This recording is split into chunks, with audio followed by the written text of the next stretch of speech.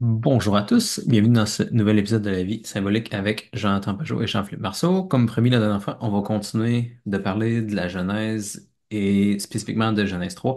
Puis on va expliquer aussi comment Jésus vient renverser ce narratif-là. Donc, pour commencer, comme les autres fois, je vais juste lire le chapitre, puis ensuite on va commenter. Donc, Genèse 3. Le serpent était le plus rusé de tous les animaux des champs que Dieu avait fait. Il dit à la femme, alors, Dieu vous a vraiment dit, vous ne mangerez d'aucun arbre du jardin. La femme répondit au serpent, nous mangeons les fruits des arbres du jardin, mais pour le fruit de l'arbre qui est au milieu du jardin, Dieu a dit, vous n'en mangerez pas, vous n'y toucherez pas, sinon vous mourrez. Le serpent dit à la femme, pas du tout, vous ne mourrez pas. Mais Dieu sait que, le jour où vous en mangerez, vos yeux s'ouvriront et vous serez comme des dieux, connaissant le bien et le mal. La femme s'aperçut que le fruit de l'arbre devait être savoureux, qu'il était agréable à regarder et qu'il était désirable, cet arbre, puisqu'il donnait l'intelligence. Elle prit de son fruit et en mangea. Elle en donna aussi à son mari et il en mangea.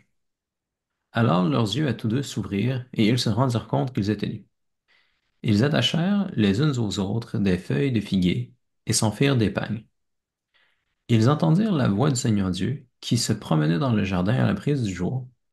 L'homme et sa femme allèrent se cacher au regard du Seigneur Dieu parmi les arbres du jardin. Le Seigneur Dieu appela l'homme et lui dit, où es-tu donc? Il répondit, j'ai entendu ta voix dans le jardin, j'ai pris peur parce que je suis nu, et je me suis caché. Le Seigneur Dieu reprit, qui donc t'a dit que tu étais nu? Aurais-tu mangé de l'arbre dont je t'avais interdit de manger? L'homme répondit, la femme que tu m'as donnée, c'est elle qui m'a donné du fruit de l'arbre et j'en ai mangé. Le Seigneur Dieu dit à la femme, qu'as-tu fait là? La femme répondit, le serpent m'a trompé et j'ai mangé. Alors le Seigneur Dieu dit au serpent, parce que tu as fait cela, tu seras maudit parmi tous les animaux et toutes les bêtes des champs. Tu ramperas sur le ventre et tu mangeras de la poussière tous les jours de ta vie. Je mettrai une hostilité entre toi et la femme, entre ta descendance et sa descendance. Celle-ci te meurtrira la tête et toi, tu lui meurtriras le talon. Le Seigneur Dieu dit ensuite à la femme, je multiplierai la peine de tes grossesses. C'est dans la peine que tu enfanteras des fils. Ton désir te portera vers ton mari et celui-ci dominera sur toi. Il dit en fait à l'homme, parce que tu as écouté la voix de ta femme et que tu as mangé le fruit de l'arbre que je t'avais interdit de manger, maudit soit le sol à cause de toi. C'est dans la peine que tu en tireras ta nourriture tous les jours de ta vie. De lui-même, il te donnera épines et chardons, mais tu auras la nourriture en cultivant les champs. C'est à la sueur de ton visage que tu gagneras ton pain, jusqu'à ce que tu retournes à la terre dont tu proviens, car tu es poussière et à la poussière tu retourneras. L'homme appela sa femme Ève, c'est-à-dire la vivante, parce qu'elle fut la mère de tous les vivants. Le Seigneur Dieu fit à l'homme et à sa femme des tuniques de peau et les en revêtit. Puis le Seigneur Dieu déclara, voilà que l'homme est devenu comme l'un de nous par la connaissance du bien et du mal. Maintenant, ne permettons pas qu'il s'avance la main, qu'il cueille aussi le fruit de l'arbre de vie, qu'il en mange et vive éternellement. Alors le Seigneur Dieu le renvoya du jardin d'Éden pour qu'il travaille la terre d'où il avait été tiré. Il expulsa l'homme et il posta à l'orient du jardin d'Éden les chérubim armés d'un glaive fulgurant pour garder l'accès de l'arbre de vie. Donc voilà pour Genèse 3. Il y a beaucoup de choses qui se sont passées. On peut commenter euh, section Ouais. par section. Au tout début, Veux-tu qu'on commence par aller peut-être des deux premiers versets ou quelque chose comme ça? La première section où le serpent s'approche de Ève. exact. Donc ça dit que le serpent, même au tout début, le serpent était le plus rusé de tous les animaux des champs que Dieu avait fait. Puis le mot rusé ici, ben, il peut être traduit de plusieurs façons, mais ça a rapport avec l'idée d'être rusé, d'être nu, d'être innocent aussi. Puis il y a quelque chose avec le fait que le serpent est comme un des animaux qui est le plus proche de l'homme, peut-être l'animal qui est le plus proche de l'homme, le plus intelligent comme les humains, puis c'est par lui qu'on va être tenté. Oui, ça, Saint Jean Chrysostome, il dit que le serpent, c'était comme un chien, dans le fond. Que c'était comme, il était proche de l'homme dans ce sens-là, tu sais. Ce qui est intéressant, c'est aussi de dire qu'il est un animal des champs, tu sais. Puis, je sais pas si on l'avait mentionné la dernière fois, mais par exemple, on imagine toujours, puis tu ce qu'on voit dans l'image, là, tu sais, quand on dessine, quand on fait l'image du Jardin d'Éden, souvent on met le serpent tourné, entouré autour du fruit, de l'arbre de la connaissance du bien et du mal, mais Saint-Éphrem le Syrien, par exemple, il dit que le serpent était à l'extérieur du jardin. Puis qu'en fait, non seulement le serpent, mais tous les animaux, en fait, étaient à l'extérieur du jardin. Fait que la façon de le comprendre, c'est qu'il y a comme le jardin, c'est une montagne. Puis là, t'as une limite qui est comme la limite du jardin. Puis là, après ça, tu as le champ, tu sais, la plaine. Puis les animaux sont là. Puis ils viennent au jardin. Puis là, Adam les nomme. Puis après ça, ils repartent. C'est ça, on en avait parlé, je pense, la dernière fois. Mais c'est Mhm. pour ça l'idée que le serpent, il est comme un animal des champs. Si tu comprends que le jardin, c'est une montagne, tu peux comprendre qu'il arrive de l'extérieur, dans le fond. C'est ça l'idée était. Fait que c'est bon de penser, par exemple, pourquoi il y a un serpent dans le jardin. Tu sais, on a souvent cette question-là, mais dans le texte, ça ne dit pas que le serpent il est dans le jardin. Mhm. Ça dit juste que le serpent parlait à la femme. Puis que Mhm. le serpent, c'est un animal des champs qui était rusé, qui était particulier, là, qui avait quelque chose de particulier à propos de lui, tu sais, qui était subtil, disons. Fait que ça, c'est important de le comprendre si on veut comprendre comme une genre de structure, parce que dans le fond, le serpent, c'est ça qu'il représente. Il représente l'extérieur, tu sais. Il représente l'étranger, il représente la chose qui est pas tout à fait qui fait pas tout à fait partie du système, là. Puis on pourrait dire qu'il représente le changement, qu'il représente la variabilité, il représente toutes ces images-là, là. C'est pour ça un serpent, tu sais, un serpent, c'est quelque chose qui est pas fixe, tu sais, qui fait ça, qui bouge d'un côté puis de l'autre. En fait, le serpent, c'est le seul animal qui peut être de deux endroits en même temps, là, tu sais, parce qu'il peut faire ça, tu sais, il peut être à Mhm. gauche puis à droite en même temps. Puis aussi, le fait que le serpent change sa peau aussi, je pense que ça fait partie de l'imagerie du serpent dans ce contexte-ci que le serpent, il représente dans le fond le changement, là. Ouais, puis je pense qu'il y On a va dire la mort, aussi. le changement, transformation. Ouais, puis il y avait des bons points que ton ami Jordan Peterson y avait mentionné de temps en temps là, sur évolutionnairement, on a évolué entre autres notre appareil visuel pour détecter les serpents puis qu'on se fasse pas manger par eux. Fait qu'on a tout le temps été en une genre de course, les primates avec les serpents. Puis une grosse partie de notre intelligence s'est reliée au fait qu'on a un gros cortex visuel. Il n'y a pas beaucoup d'animaux qui voient mieux que les humains. Puis fait qu'on on peut voir quand même que l'observant a comme provoqué quelque chose chez l'homme, même juste au niveau évolutionnaire. Euh, Son développement, là. donc, ça, Ben, le serpent, il est un prédateur là, aussi. Là, tu sais, il est ce qu'on n'est pas. Tu sais, peut-être une meilleure façon de le comprendre, c'est comme un être qui n'est pas nous. T'sais, fait que tu peux l'imaginer comme un peu comme tu as dit, le fait que le serpent, disons, un camp d'êtres humains, puis le serpent qui rentre dans le camp, puis qui est dangereux dans le fond, puis qui peut comme être caché aussi. Si un lion rentre dans le camp, tu le sais. Si un autre genre de prédateur arrive, ben, tu le sais, tandis que le serpent, il peut être caché, il est subtil, il arrive dans le camp de l'extérieur. Fait que c'est pour ça que l'être humain, il est expert à le détecter, parce que il est beaucoup plus dangereux que d'autres prédateurs parce qu'il se présente de façon secrète, on pourrait dire, là, il peut rentrer sans qu'on s'en rende compte, là. mhm. Puis après ça, l'autre question qu'on peut se poser, c'est comment ça se fait que le serpent parle puis que Ève est capable de l'entendre. Il y avait une remarque que ton frère avait faite là, que Adam nomme les animaux, mais que Ève écoute les animaux. Puis ça semble avoir avec le fait que, tu sais, même dans la vie de tous les jours, c'est un peu ça qu'on observe, là. L'homme va plus avoir tendance à être, disons, actif, qui vient imposer des structures, puis la femme va être plus celle qui va comme écouter le potentiel. Puis là, avec l'association que tu as faite du serpent, avec le potentiel, avec l'extérieur, avec le changement, ben, c'est comme si la femme est plus portée à écouter ça puis à être la médiatrice comme Ouais. du changement pour l'homme. Oui, mais Mathieu, son intuition par rapport à ça, c'est vraiment une intuition incroyable. Il y a pas- j'ai l'impression que les gens ne saisissent pas jusqu'à quel point cette intuition qu'il y a eu par rapport à ce qui arrive entre Ève, la fonction de Ève, la fonction de la femme, disons, dans une communauté.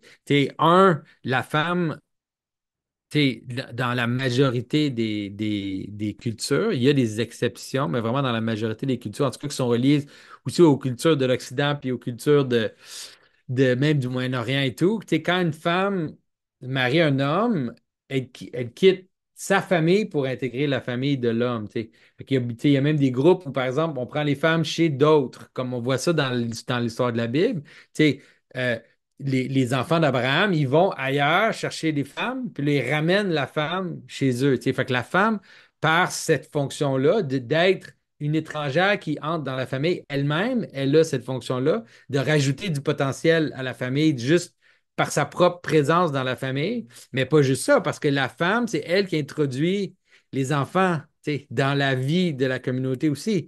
Fait qu'elle introduit la nouveauté, elle introduit des êtres qui doivent être adoptés, on pourrait dire, tu sais, qui arrivent de la femme, puis là, qui doivent être intégrés dans la société, par la structure, par le nom, par tout ça. Euh, fait que, tu sais, c'est comme son intuition est tellement bonne de comprendre que la femme, elle a ce rôle-là constamment d'intégrer le potentiel, mais pas juste ça, tu sais, c'est le fait que les femmes sont reliées avec l'idée de préparer la nourriture, tu sais, puis que les femmes prennent la nourriture, la préparent, puis là, tu sais, que c'est elles qui l'offrent aux hommes, les hommes mangent la nourriture que les femmes préparent, etc., etc. Il y a tellement, l'intuition est tellement bonne de comprendre qu'en fait, le rôle de la femme, puis c'est un rôle qui est vraiment positif, c'est-à-dire on pourrait le comprendre au niveau plus métaphysique, là, plus au niveau cosmologique, on pourrait dire que le féminin, dans ce contexte-ci, il représente la voix du particulier par rapport à l'universel, ou la voix du particulier par rapport à la loi ou au principe ou au non. Parce que il faut que le non, il faut que la raison, il faut que le but, tout ça, ça s'accommode d'une certaine façon à son incarnation, aux possibilités. Si tu décides que tu vas faire, je sais pas moi, tu vas construire un bâtiment, puis là, tu n'écoutes pas le sol, puis tu n'écoutes pas l'eau qui passe ici, puis tu n'écoutes pas le contexte, ben, tu peux avoir tous les plans du monde, mais ton plan, il ne va pas fonctionner. Fait qu'il faut avoir un plan, puis quelque chose, mais il faut que le plan écoute les particularités pour que ça puisse s'accoler ensemble. Fait qu'elle, elle joue ce rôle-là. Fait que dans ce contexte-ci, c'est vrai, tu sais, puis c'est vraiment beau juste au niveau esthétique de penser. Adam nomme les animaux, mais pas seulement les animaux, il nomme Ève. Tu sais, on le voit, tu sais, fait qu'il nomme les animaux, il nomme Ève, puis là, elle, son rôle, c'est de multiplier l'homme. Mais à cause de ça, ben, elle a aussi le rôle d'écouter ce qui vient de l'extérieur. Fait que le fait qu'elle entend le serpent, c'est pas particulièrement bizarre. C'est intéressant parce que tu pourrais te poser la question, même dans l'histoire, est-ce que Adam entend le serpent?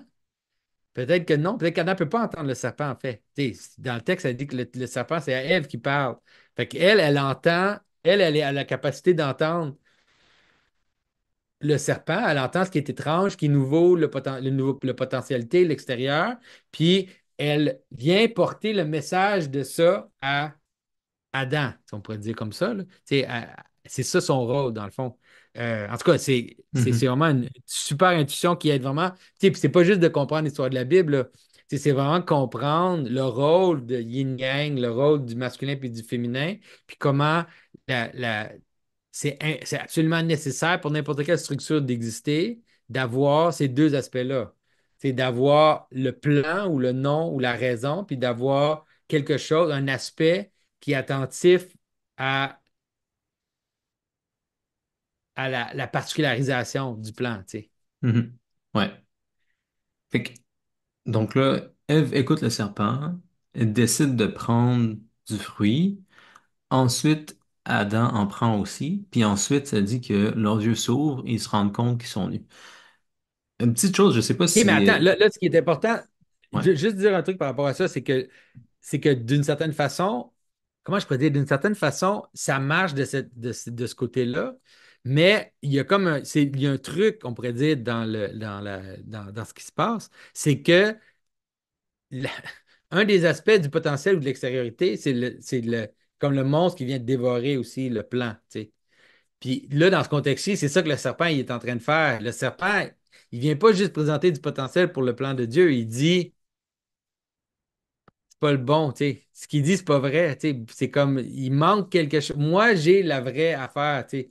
fait que c'est tout de suite une inversion. Tu sais, quand même, il faut comprendre que même si Ève elle a ce rôle-là, ce que le serpent est en train de dire, puis ce qu'il est en train de faire, c'est déjà une inversion de la vraie structure, là, tu sais.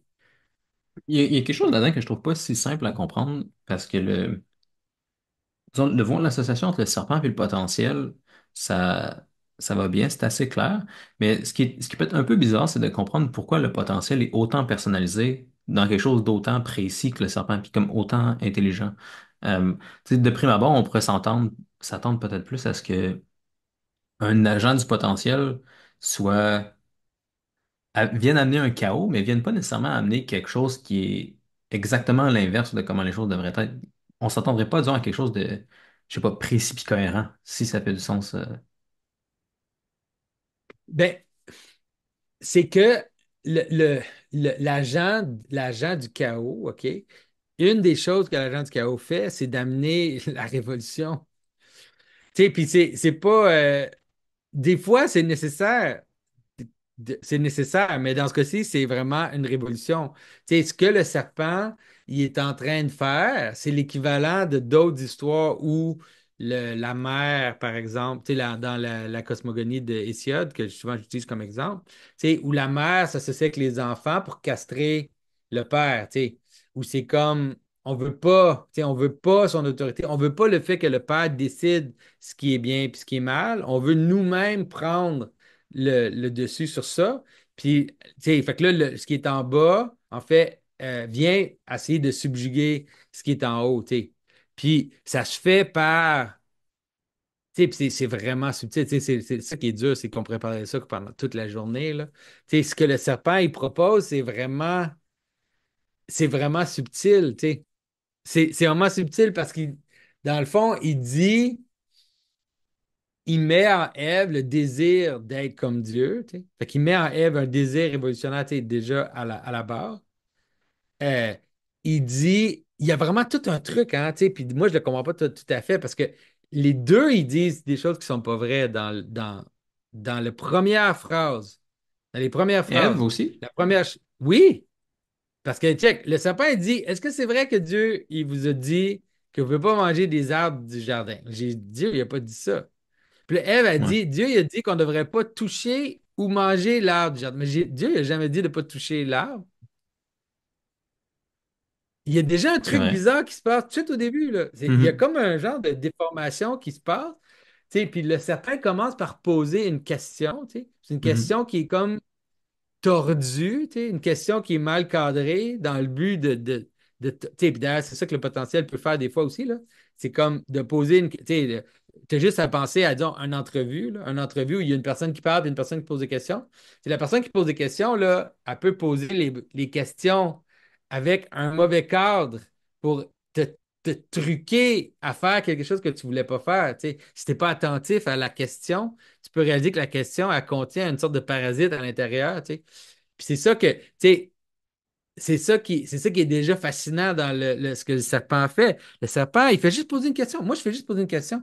C'est vrai que Dieu, il a dit que tu ne peux pas manger des arbres du jardin? Voyons donc, ça n'a pas d'allure, ça n'a aucun sens. Puis là, elle dit non, non, il a juste dit, tu sais, de ne pas toucher puis de ne pas prendre de l'arbre qui est au milieu du jardin. Puis là, on dirait que déjà, le truc commence à tordre tout de suite au début, là. Ben, c'est une bonne remarque, c'est mystérieux, je comprends pas vraiment pourquoi. On dirait, tu sais, du serpent, ça peut avoir l'air simplement intelligent, de pas commencer tout de suite avec, disons, quelque chose de trop Non, mais c'est ça. directement relié à son Ouais, de trop intention, mais évident. je sais pas pourquoi Ève a dévirait tout de suite. Elle avait pas besoin de dire qu'elle pouvait pas toucher à l'arbre. Je sais pas pourquoi elle fait ça. C'est bizarre. Non, c'est Ouais. assez particulier. Non, c'est assez particulier parce que, dans le fond, Gabin, check bien, une façon de le comprendre. Tu sais, ce texte-là, il est tellement subtil. Le serpent, il dit, c'est vrai que Dieu, c'est un tyran qui veut pas que tu manges aucun des arbres du jardin? Ben non, ça n'a aucun sens. Puis là, elle défend Dieu, Mhm. mais là, on en met plus sur Dieu que ce que Dieu avait.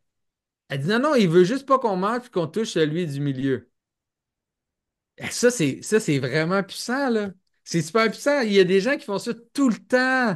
Tu fais ça tout le temps dans les médias ou dans les trucs où on dit on exagère, Puis là, on force la personne à descendre un peu de mon exagération, mais je l'ai contaminé par mon exagération. Tu sais, c'est Ouais, comme ouais. si c'est vrai que. Tu sais, c'est comme. Regarde, je vais donner un exemple, là, tu sais, un exemple qui est plate, mais que c'est ça. Tu sais. Trump, c'est un nazi. Trump, c'est un nazi, c'est être là. Il veut tuer tous les êtres humains sur la Terre. Il aimerait ça, là, éliminer la démocratie partout sur la Terre, puis être le tyran du monde. Puis là, t'es comme, ben là, non, là, wow, là, tu sais, il est pas. Tu sais, il est un peu dur, là, il est un peu. C'est sûr qu'il est un peu, mais non, mais il est un peu comme ça. Tu Mhm. sais, fait que là, je t'ai contaminé en allant tellement loin que là, toi, tu reviens, mais on dirait que tu m'en donnes. Tu sais, en tout Mhm. cas, moi, je Ouais, vois ouais. ça là-dedans, là. C'est vraiment subtil au maximum, là. Bon point. Je suis pas sûr qu'on va On finira se jamais rendre à le travers, chapitre 3 mais en 1 heure, là. Parce qu'il y a tellement de trucs dans ce texte-là, là. un truc que je comprends pas exactement, là, que je trouve bizarre, c'est dès que Adam mange du fruit aussi, ça dit que les yeux des deux sont ouverts, puis ils se rendent compte qu'ils sont nus. Hein? Mais avant que Adam mange, ça disait déjà que Ève avait mangé. Fait que, tu sais, c'est comme si Ève, elle mange, puis il n'y a rien qui a changé pour elle au niveau de ses yeux, puis elle se sent pas encore nue. Mais une fois que Adam, lui, mange, là, ça débloque. Ouais, Je c'est comprends pas intéressant, pourquoi. hein? Je sais pas, hein. Moi non plus, j'avais jamais pensé à ça. Ouais, c'est comme si elle réalise pas ce qui se passe jusqu'au moment où ce qu'elle fait manger son mari, là. Tu sais, je pense qu'il Ouais. faut le comprendre. euh, Tu sais, parce que dans le fond, ce que le serpent fait à Ève, Ève fait à Adam. Tu sais, c'est une façon de le Ouais. comprendre, là. Tu Ouais. sais, parce que elle est liée avec l'extériorité, mais pour Adam, elle est son extérieur aussi. Tu sais, parce que, tu sais, quand Dieu crée Ève, ça dit qu'elle est comme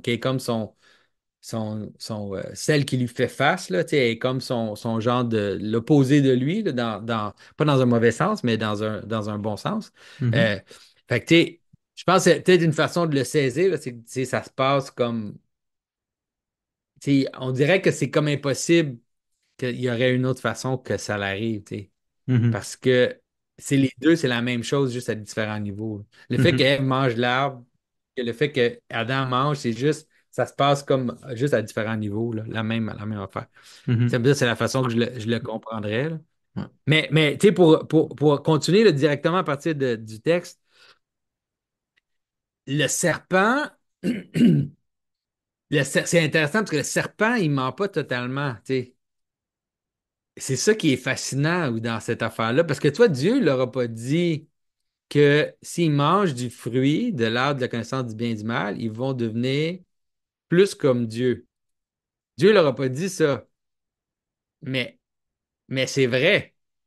Mhm. Fait que le serpent, il y a comme Mhm. un genre de secret, tu sais, je sais pas, tu sais, il y a comme quelque chose qu'il sait par rapport à cet arbre-là, puis il l'utilise, tu sais, c'est comme une fausse vérité, c'est comme un, Mhm. dans le commentaire qu'il dit, il y a quelque chose de vrai et quelque chose de faux.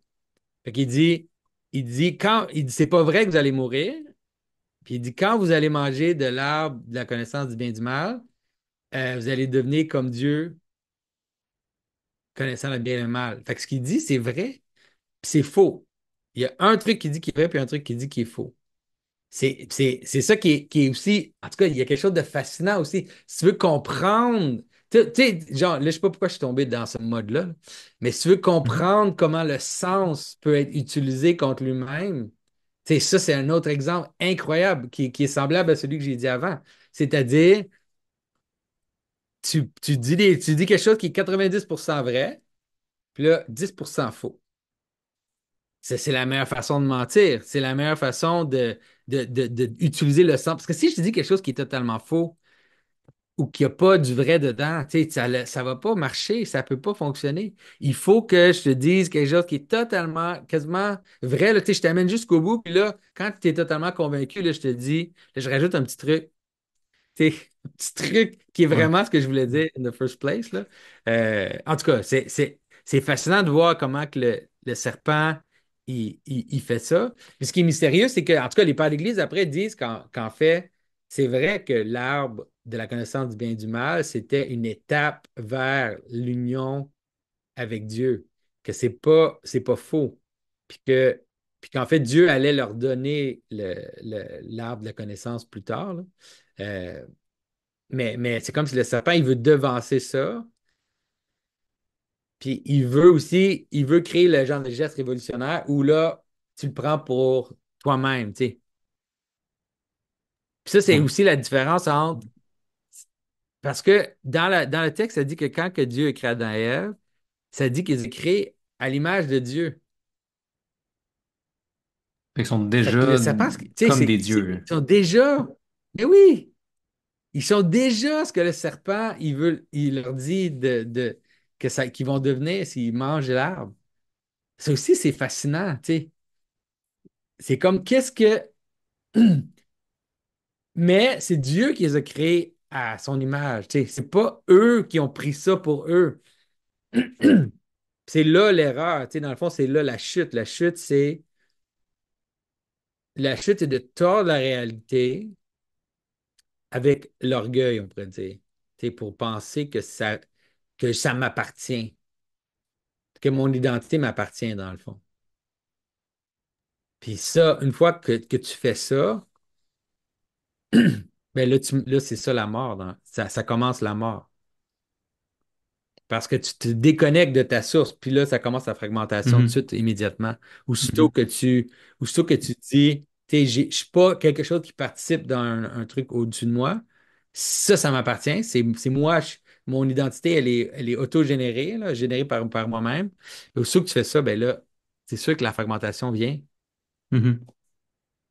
Un autre aspect de la déception que je trouve intéressant et que je comprends pas totalement non plus, c'est donc comment ça dit que Ève devient comme émotionnellement tentée peut-être. Je sais pas comment le dire mieux, là, mais une fois que le serpent il a fini de dire son mensonge, sa vérité, après ça, ça dit, la femme s'aperçut que le fruit devait être savoureux, qu'il était agréable à regarder et qu'il était désirable, cet arbre, puisqu'il donnait l'intelligence. Fait que on peut comme voir que l'idée est comme rentrée, puis après ça, on regarde l'arbre, puis l'arbre commence à devenir attirant, puis là, il est comme pas capable de se retenir. Mais après ça, je trouve ça intéressant quand on passe à Adam aussi, parce que là, on n'a pas du tout l'échange qui se passe entre Adam et Ève, là. Ça fait juste dire, elle prit de son fruit et en mangea, elle en donna aussi à son mari et il en mangea. C'est tout. On n'entend pas plus que ça. Ça doit être relié au ce que tu disais tantôt sur le fait que Adam et Ève étant unis, on peut pas se séparer tant que ça, ce qui se passe dans les deux. Comme les yeux s'ouvrent en même temps, puis c'est comme si dès que Ève tombait, Adam allait tomber aussi. Ouais, Mais moi, je c'est comme comprends ça pas que je le totalement. vois, là, parce que, tu sais, je veux dire, pourquoi qu'il n'est pas avec Adam, là, tu sais, je veux dire, c'est sûr que c'est au niveau juste, tu sais, au niveau juste, tu sais, la façon que tu le représenterais, là. Moi, de la façon que je t'imagine, c'est vraiment pas du tout, tu sais, moi, j'imagine qu'Adam est à côté d'elle, carrément, là. Tu sais, Adam, il est là, Ève est là, le serpent est là. Tu sais, Ouais, Adam, il voit pas le intermédiaire. serpent, il entend pas le serpent. Elle entend le serpent. Puis là, tu sais, elle se tourne vers Adam. Puis lui, ce qu'il voit, c'est Ève. Tu sais, mais derrière Ève, il y a le serpent. Tu sais, c'est comme une Mhm. hiérarchie, dans le fond. Tu sais, tu peux le penser comme ça, là. Tu sais, le, le, je sais pas moi, le responsable d'un département, lui, il voit pas les travailleurs directement. Tu sais, les travailleurs, ils se plaignent à leurs supérieurs, puis les supérieurs, ils se plaignent tu sais, à leur patron. Puis le patron, lui, il voit ce qui est là. Tu sais, il voit juste Mhm. ceux qui se plaignent à eux. Mais en dessous d'eux, tu sais, dans le fond, ils sont le résultat du mouvement vers le haut de tout le reste, là.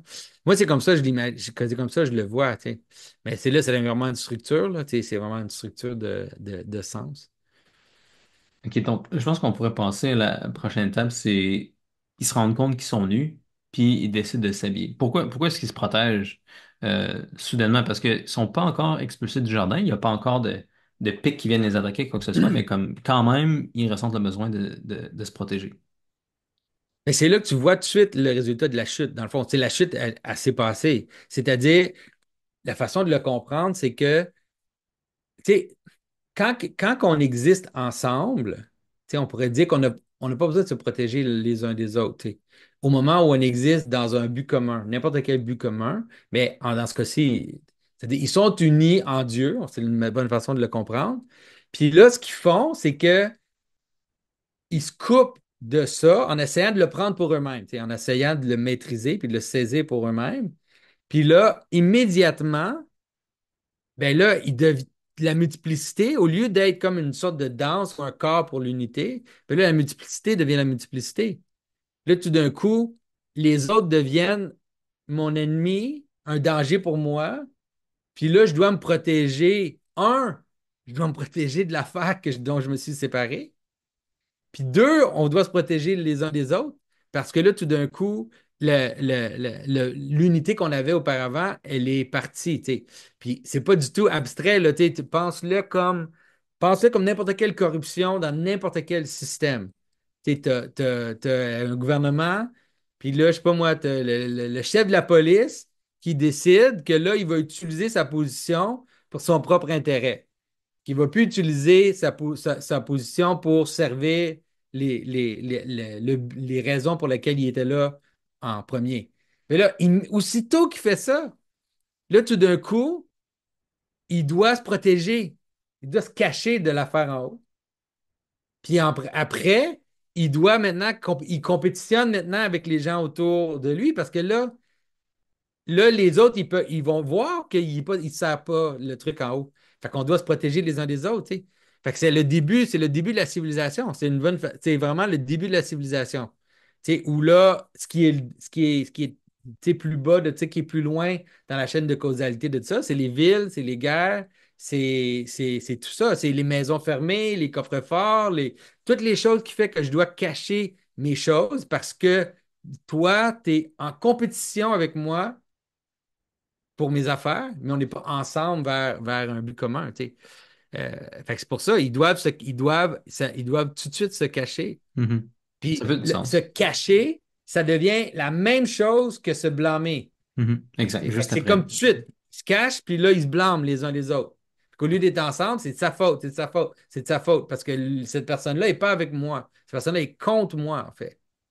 Ouais. Tu sais, c'est vraiment beau, là, c'est super beau ça se fait tout de suite, immédiatement, clac, clac, deux coups comme ça. Ouais, exact. Parce que tout de suite après, ben, Adam et Ève se sont couverts de feuilles de figuier, ils se sont cachés dans la forêt aussi, à comme essayer d'être à l'abri de Dieu. Puis après ça, Dieu Hmm. confronte Adam qui blâme Ève, Ève blâme le serpent. Puis après, il va y avoir il va y avoir les malédictions sur chacune de ces personnes-là. Fait que c'est comme si tout était uni avant. Même le serpent, il n'était pas maudit avant que Adam et Ève chutent. Mais là, tu as la fragmentation tout de suite. Puis là, comme la question, c'est, OK, quand Dieu vient rajouter les malédictions par-dessus ce qui vient de se passer, est-ce que c'est, comment est-ce que tu vois ça? Est-ce que c'est, disons, juste comme Ouais, moi, je la vois ça comme nature? le processus naturel. Ouais, c'est le Mhm, naturel de la chute. Attends, je veux juste donner, avant qu'on arrive à ça, écoute, je veux juste mhm, donner un exemple pour que les gens mhm. comprennent. C'est un exemple récent, puis c'est génial parce qu'on a vraiment vu la chute se passer devant nous, là. C'était pendant les Olympiques, OK? Pendant les Olympiques, vous avez suivi l'histoire de la fille, le breakdancer, comment qu'elle s'appelait? Je me souviens plus de son nom. Je sais pas, Il y avait, l'Australienne? Là? oui, l'Australienne. Ça, là, c'est vraiment, là, si tu veux comprendre la chute d'Adam et Ève, là, cette histoire-là, c'est vraiment parfait. Parce que la, la fille a fait du breakdance, OK? Le breakdance, c'est quelque chose d'objectif. C'est quelque chose qui a une réalité, puis cette réalité-là, c'est elle qui donne le nom à la participation dans son identité. C'est elle qui donne la valeur. Ça devient le juge, tu sais, qui décide aussi qu'est-ce qui participe dedans, qu'est-ce qui participe pas, qu'est-ce qui est du breakdance, puis qu'est-ce qui est, je sais pas moi, du ballet ou je sais n'importe quoi d'autre, là. Puis là, cette personne-là, elle a corrompu le système. Elle a décidé, à cause qu'elle avait du pouvoir, de prendre le breakdance pour elle. C'est pas le breakdance qui a décidé qu'elle était aux Olympiques, là. C'est pas les lois naturelles puis la réalité organique de c'est quoi le breakdance qui a fait qu'il était là. Elle s'est les appropriée par d'autres moyens. Puis là, elle est arrivée là devant. Puis là, elle a mangé on pourrait dire, elle a mangé le fruit de l'arbre de connaissance du bien et du mal de façon inappropriée. Elle n'a pas reçu le fruit d'en haut. Elle n'a pas reçu le bon et le mauvais d'en haut. Pourrais-tu Elle l'a expliquer pris pour plus parce elle-même. que toi, des gens comme moi qui n'ont pas suivi l'histoire, comment est-ce qu'elle est arrivée aux Olympiques si c'était pas légitime? Elle C'est avait. que son mari et elle, ils étaient le directeur de l'association de breakdance en Australie. C'est eux qui avaient OK. comme fondé toute l'organisation en Australie. Fait que là, tu sais, elle était dans le monde. C'est elle qui avait tellement de pouvoir. Son mari il avait totalement le pouvoir pour décider qui allait. Puis là, ils ont dit, ah, c'est pas lui qui a décidé, ça s'est tout fait objectivement. Mais tu sais, on sait très bien que non. Là. On sait très bien que là, parce que c'est la femme du président, parce qu'elle est impliquée, ben là, on l'a laissé passer, on l'a laissé passer, on l'a laissé passer. Puis là, elle Mhm. s'est retrouvée aux Olympiques devant. OK. Là, c'est vraiment ça de comprendre l'art de la connaissance du bien et du mal, là. C'est vraiment ça, là. De la façon aussi que Mathieu le présente, là, c'est génial. Elle a essayé d'entrer dans le lieu très saint par elle-même. Elle a essayé là, de prendre la connaissance du bien et du mal. Puis à cause qu'elle l'a pris de la mauvaise façon, ben là, elle est tombée dans le mal. C'est-à-dire, elle est tombée dans le mal, puis elle a vu le bien à partir du mal. C'est-à-dire qu'elle a vu la gloire du breakdance. Vraiment, là. Elle a vu la gloire du breakdance, mais la gloire du breakdance, elle l'a démoli, elle l'a jugé. Parce que la gloire du breakdance est objective, là. Tu sais, on sait Mhm. c'est quoi le breakdance, là. Fait que si tu essaies de le prendre pour toi-même, là, tu vas te faire annihiler par les structures même de l'affaire dans laquelle tu es. Puis c'est ça qui arrive à chaque fois qu'il y a la corruption, c'est ça. À chaque fois que quelqu'un se trouve dans une position qui ne devrait pas être, qui est là pour les mauvaises raisons, qui n'est pas là pour les raisons pour lesquelles la chose existe elle-même, bien là, tu es en danger constamment de te faire annihiler par la gloire de cette affaire-là. Puis la seule façon de l'éviter, c'est de te cacher. Tu n'as pas le choix. C'est de te cacher. T'es une personne corrompue dans le système, là, puis là, il faut que tu te caches. Parce que si tu es un policier corrompu, là, tu n'es pas en train de faire ce qu'un policier devrait faire. Tu dois te cacher. Parce que si tu ne te caches pas, la gloire d'être un policier va briller sur toi, là, puis tout le monde va voir que tu es un mauvais policier. Tu fais ça, puis après, tu blâmes les autres. C'est parfait. Là, tu dis, ah, elle, c'était génial. Ah, tout le monde m'attaque. Tout le monde m'attaque. Tout le monde me critique. Tout le monde m'attaque. Vous êtes méchants. Arrêtez de m'attaquer. Arrêtez de me critiquer. C'est comme, hey, c'était génial. C'était vraiment, là, tu sais, si tu veux comprendre la chute de l'homme, là, c'est vraiment un exemple particulièrement brillant. Donc là, faut qu'elle se cache, faut qu'elle se couvre. C'est ça qu'Adam et Ève font, Il faut mais qu'elle blâme les autres. ouais. Il faut qu'elle blâme les autres. Parce que puis c'est ça, comprendre que quand ils ont mangé l'arbre de la connaissance du bien et du mal, vraiment la façon de le comprendre, c'est qu'ils ont en effet eu accès à la. C'est comme si Dieu, la gloire de Dieu, elle leur est apparue, là. Puis ils ont été obligés de se cacher. Tu sais, jusque-là, on pourrait dire qu'ils voyaient la gloire de Dieu, tu sais, comme à travers l'arbre de la connaissance du bien et du mal. Tu sais, mais là, une fois qu'ils l'ont pris, ben, c'est fait pour eux, là. Mais s'il l'avait reçu, t'imagines que cette femme-là, là, elle avait juste été, ça s'est pratiqué, elle a fait du breakdance, elle s'est défoncée, elle était bonne. Puis là, elle est vraiment invitée aux Olympiques de la bonne façon parce qu'elle est assez bonne. Mais là, elle a aussi la connaissance du bien et du mal, mais de l'autre bord, elle a la connaissance du bien et du mal où là, elle a maîtrisé la chose dans laquelle elle est. Puis là, ça brise sur elle, mais ça brise sur elle pour l'élever. Ça va la faire grimper. Parce que ça va montrer comment elle est bonne. Si tu sais c'est quoi un bon policier, puis tu as devant toi un bon policier, ben c'est à la gloire du policier. Mais si tu sais c'est quoi un bon policier, puis tu as un policier corrompu devant toi, il faut qu'il se cache. C'est la seule façon. Il faut qu'il se cache. Fait que ça soulève une bonne question là, que beaucoup de gens se posent en regardant le texte. C'est OK, là, Adam et Ève ont chuté, il aurait pu avoir accès à l'arbre de la connaissance du bien et du mal correctement s'ils avaient obéi à Dieu, mais là, ils ont mangé. Est-ce que ça aurait été possible qu'ils mangent pas? Ben, c'est ça, tu sais, on m'a posé cette question-là récemment, là. Tu sais, c'est-à-dire, c'est quasiment impossible de. Tu sais, on pourrait dire Jésus, c'est ça. On pourrait dire que Jésus, c'est ça. Jésus, c'est Jésus, c'est celui qui fait le contraire d'Adam et Ève, dans le sens où, même dans son contexte, là, tu sais, où il réalise que Dieu et le serpent disaient la vérité, puis que dans le fond, quand Dieu il a dit, si vous mangez de l'arbre de la connaissance du bien et du mal, vous allez mourir, la réalité, c'est que c'était vrai tout le temps. Si Dieu leur avait donné l'arbre de la connaissance du bien et du mal, ils seraient morts aussi, là. C'est juste qu'ils seraient morts d'une autre façon. Tu sais, ils seraient morts d'une façon qui les aurait amenés vers quelque chose de plus haut. Parce qu'il faut mourir à soi aussi pour aller plus haut. Il y a une sorte de mort qui est comme une transformation de toi qui t'amène plus haut. C'est pour ça que les chrétiens, on utilise l'imagerie de la mort comme quelque chose de positif. C'est-à-dire, tu dois mourir pour aller vers Dieu, mais tu peux aussi mourir pour aller par en bas. Puis Anaël, c'est ça qui leur est arrivé. Ils sont morts pour descendre par en bas. Fait que oui, ça aurait été possible, mais s'il avait fait ça, il serait aussi mort, mais d'une autre façon. Il serait, dans le sens qu'il serait devenu, il aurait perdu un aspect d'eux. Il y a une partie d'eux qui se serait comme estompée, puis il serait monté vers quelque chose d'autre. Euh, Mhm. tu sais, puis c'est pour ça que tu as comme l'idée dans la Bible que l'agneau de Dieu est sacrifié avant la fondation du monde. Tu as comme l'idée qu'en fait, la mort, tu sais, puis c'est dur de le comprendre parce qu'on voit la mort comme étant quelque chose de négatif, mais qu'il y a un aspect de la mort, en tout cas, euh, pas exactement celle qu'on comprend, mais un aspect de la transformation, on pourrait dire, qui était déjà là, qui est à la source de la réalité. Il y a un auteur, Timothy Petitsac, que j'ai déjà interviewé quelques fois sur ma chaîne. Lui, dans son livre The Ethics of Beauty, il dit quelque chose de vraiment scandalisant, mais qui est important, selon moi, qui est vraiment bon de comprendre. Il dit, quand Adam a mangé l'arbre de la connaissance du bien et du mal, il a eu accès à l'arbre de la vie. Puis la raison pourquoi il a eu peur, puis qu'il a été terrifié, puis qu'il s'est caché, c'est parce que ce qu'il a vu, c'était Jésus sur la croix. Il n'était pas prêt pour ça, là.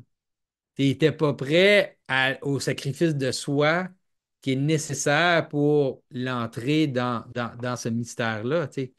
Euh, c'est un peu terrifiant de penser comme ça, là, mais il y a quelque chose par rapport à ça, je pense, qui est important à comprendre. Tu sais. Euh, si on veut saisir un peu c'est quoi, de quoi ça parle, puis de saisir aussi comment Jésus, il vient résorber le mystère dans ce que lui, il fait, là. C'est intéressant ce que tu as dit plus tôt que, tu sais, quand Dieu a dit que si Anna et Ève mangeaient du fruit, ils allaient mourir, euh, c'était pas un genre de mensonge ou un, je sais pas, un piège ou un risque de malédiction, là. Comme c'était vrai là, qu'ils allaient mourir. Même si Dieu leur avait donné, ils auraient aussi appris à mourir de la bonne façon. Puis ça, c'est sûr, là, ça fait directement avec ce que tu disais, le fait que l'arbre, en fait, ultimement, c'était la croix, c'était Jésus, ou il y a la mort à soi-même qui passe. C'est intéressant, je t'avais pas entendu dire ça exactement Ouais, comme mais ça. c'est Ouais. dur de penser comme ça. C'est dur de penser comme ça parce que on a toute l'idée d'une causalité avec le temps, qu'on pense que disons, le sacrifice de Jésus, c'est juste une réaction à la chute. Mais il y a quelque chose de plus profond qui se passe. Sinon, ça ne dirait pas dans le texte que l'agneau est sacrifié avant la fondation du monde. C'est-à-dire, pourquoi? What? Pourquoi qu'il y a un sacrifice avant la fondation du monde? C'est pour ça que Saint Maxime dit des choses folles comme que Jésus crée le monde sur la croix. C'est que quand Jésus est sur la croix, il est en train de créer le monde. Le monde au début, là. Mhm. C'est vraiment la création du monde se passe sur la croix. Ils vont dire, les pères disent des choses bizarres comme la crucifixion s'est passée dans l'éternité. Ils vont dire des choses comme ça pour essayer de capter le mystère de ce qui se passe dans la Ouais. crucifixion. Euh, Saint Maxime, il dit mais c'est aussi ça. que la fin du monde a été réalisée. Comme, tu sais, la fin aussi, c'était ça. Le début puis la Oui, fin c'était ont ça aussi. été C'était le début réalisés. et la fin, ils sont sur la croix. Oui, oui. Mais ça, c'est pour ça que l'image de la fin, même l'image de la fin, l'image de la Jérusalem céleste, c'est c'est juste une version du Jardin d'Éden, folks. C'est vraiment juste, c'est une version du Jardin d'Éden qui est comme remplie, on pourrait dire. Mais c'est pour ça qu'au centre de la Jérusalem céleste, il y a l'arbre de la vie, l'eau de la vie, puis là, il y a le Fils de l'homme, puis l'agneau. Puis le mur autour, tu sais, puis le mur, c'est comme la ville, mais le mur, il est là. Le mur, il est là au début aussi, là. Mystérieusement, là, on ne sait pas exactement, tu sais, c'est dur de le figurer dans au côté narratif, mais il y a un mystère par rapport à ça, là, c'est sûr. Ouais. Puis ça, on va. Ouais. Je pense pas qu'on va avoir le temps de parler de Jésus aujourd'hui parce que là, il nous reste juste une dizaine de minutes. Fait qu'on fera le Mais prochain épisode peut-être qu'on là-dessus. peut juste, on peut peut-être juste parler des conséquences que Dieu donne, Ouais. puis comment les conséquences sont une image de ce qui se passe, en fait, dans Mhm. l'histoire, que c'est pas du tout arbitraire. Tu sais, parce que ce que j'ai dit, c'est le geste que le serpent propose, dans le fond, c'est un geste révolutionnaire. C'est un geste où ce qui est en bas, maintenant, essaye de prendre pour lui-même ce qui est en haut. Puis une fois que ça l'arrive, ben là, ça crée une sorte de fragmentation. Puis c'est une fragmentation qui crée ce processus-là en dévolution, on pourrait dire, là. Fait que là, une fois, tu sais, pense-y, là, comme aussi dans une organisation, tu sais, une fois que le chef est corrompu, ben là, tous les gens en dessous de lui vont devenir corrompus, pas nécessairement, mais ça l'ouvre la porte à une sorte de dévolution qui amène, qui dégénère le monde. C'est pour ça que dans les pays où les présidents, disons, où les chefs sont corrompus, la corruption, elle devient endémique, là, elle descend, puis tout le monde devient corrompu parce qu'il y a comme une sorte de révolution. Fait que là, ce que Dieu dit, il dit là, vous avez mangé le fruit de l'arbre de connaissance du bien et du mal. Vous vous êtes isolés de Dieu, vous vous êtes cachés, vous êtes protégés, vous êtes blâmés les uns les autres. Et là, voici ce qui va arriver. Là, il dit, le serpent va manger de la poussière. Là, il faut se rappeler, c'est quoi que Dieu a créé Adam à partir de la poussière. Fait que Dieu, il prend la poussière, il la met ensemble, puis là, il met l'Esprit de Dieu dedans. Puis quand Adam, là, il dit à Adam, quand tu vas mourir, il dit ça à la fin de la malédiction, il dit, tu viens de la poussière et la poussière, tu retourneras. OK? Mais là, le processus de retourner à la poussière, c'est ça, le serpent, qui est le changement. Mais là, lui, ce changement-là, il va juste manger la poussière. C'est-à-dire, il va juste être tourné vers l'extérieur, vers la fragmentation, parce que c'est ça la poussière. La poussière, c'est des choses qui n'ont pas de relation ensemble. Fait que lui, il va juste manger de la poussière, puis là, il va se retourner comme ça, puis là, il va attaquer la cheville de l'homme. OK? Fait que lui, il mange de la poussière, puis là, il attaque la cheville de l'homme. Ça, c'est la structure de la révolution, OK? Ève, c'est la même chose que Dieu dit à Ève, à son niveau. Il dit, toi, tu es l'agent qui produit la multiplicité. C'est ça que tu es. Tu es celui qui fait que Adam, maintenant, il y en a plein de petits Adam. Mais là, ça va être de la douleur. C'est-à-dire, ta fonction de multiplier Adam va être dans la souffrance. Puis là, toi, tu vas te retourner vers Adam, puis là, tu vas essayer de prendre de lui aussi. Puis là, là, après ça, il dit à Adam, puis là, il dit, toi, maintenant, tu vas imposer. Puis là, il dit la même chose. Il dit au serpent que là, il faut qu'il écrase le serpent. OK? Puis après ça, il dit à Ève il dit à Ève que ton mari va dominer sur toi. Puis là, après ça, Dieu dit à Adam, ben là, toi, là, la terre va produire des ronces puis des épines. La multiplicité va t'attaquer. Puis là, toi, tu vas devoir la dominer. Fait que souvent, on pense que la chute, ça l'amène juste le chaos. Mais c'est pas ça que ça l'amène. Ça l'amène deux aspects. Ça l'amène, un, le chaos qui monte vers le haut, puis deux, une genre de tyrannie de pouvoir qui descend sur le monde. Ces deux-là, ils vont jouer l'un contre l'autre tout le long de l'histoire de l'homme. C'est-à-dire que ces deux extrêmes, on pourrait dire que c'est le ciel et la terre qui sont comme séparés maintenant, qui sont en train de se séparer. Fait que là, le ciel devient tyrannique. Tu sais, tout ce qui est autorité, tu sais, identité, toutes ces choses-là est en danger de devenir une genre de tyrannie. Puis tout ce qui est en bas, potentiel, transformation, changement, devient une sorte de danger, un monstre qui va avaler l'identité. Puis là, ces deux-là, là, ils vont faire ça comme ça. Puis là, ils vont se voir comme des ennemis. La même façon qu'Adam et Ève se voient comme des ennemis aussitôt qu'ils chutent. Fait que la structure de la malédiction, c'est juste une continuation directe de la première, de ce que Dieu a dit au début. C'est ça la mort. La mort, c'est l'esprit qui sort de la poussière, puis la poussière qui fait ça. Mais il y a quelque chose d'encore pire que ça. C'est ce que Dieu décrit, c'est que la poussière qui essaie de manger le ciel, et le ciel qui essaie d'écraser le monde. Tu sais. Puis cette imagerie-là, comme je dis, elle va se multiplier. Puis des fois, le pire, c'est que des fois, elle n'est pas négative. Comment je peux dire? C'est juste Dieu, là, la malédiction, qui dit c'est juste ce qui va arriver. Dieu dit juste, vous avez commencé ça, c'est ça le processus, puis là, voici ce qui va arriver. Puis il y a des images dans la Bible où ça, c'est positif. Il y a des images où c'est pas négatif. Quand on parle de Saint-Michel là, qui terrasse le dragon, ben, c'est cette image-là. C'est l'image du ciel qui est obligé de terrasser le serpent. C'est l'image, c'est une version de quand Dieu dit le serpent va mordre ta cheville, puis toi, tu es obligé de l'écraser sa tête. Ben, quand Saint-Michel il fait ça au grand Satan à la fin, dans l'Apocalypse, bon, on voit ça ici dans Isaïe, je pense, ben, c'est une version de ça. Tu sais. C'est comme quelque chose qui est nécessaire, là, qui va maintenant faire partie du monde jusqu'à la fin. Tu sais.